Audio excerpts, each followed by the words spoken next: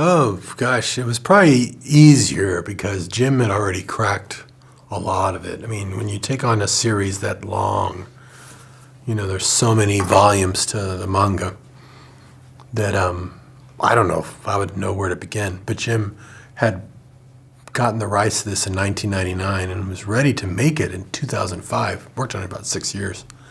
Did a full script that was almost 200 pages. It was long. But it had it all in there.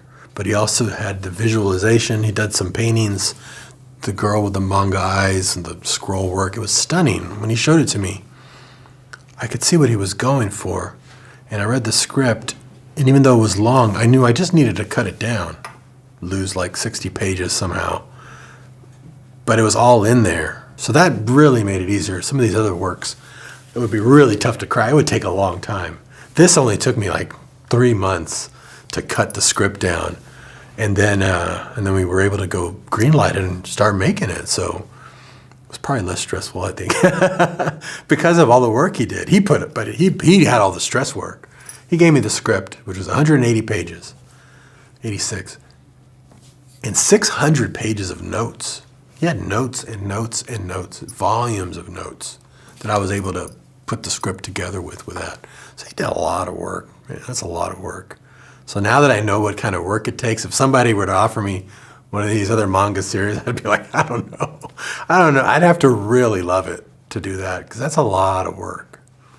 It was more like 150, but let's say 200, because then it'll sound bigger so people will go see it.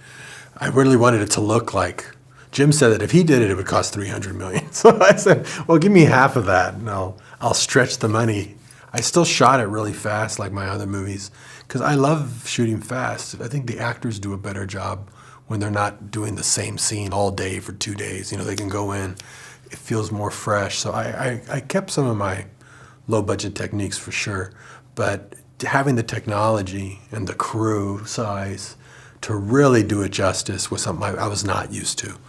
So I was very excited to get to do it like this, because usually I stayed away from big budget movies, because if a studio gives you a big budget movie to direct, it's usually their movie.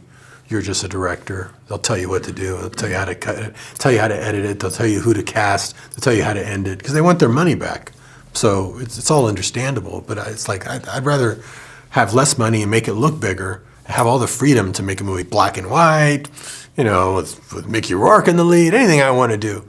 I preferred that freedom. But making a big movie with Jim is like making a big independent film, because he's got all the say. He has more say than even the studio.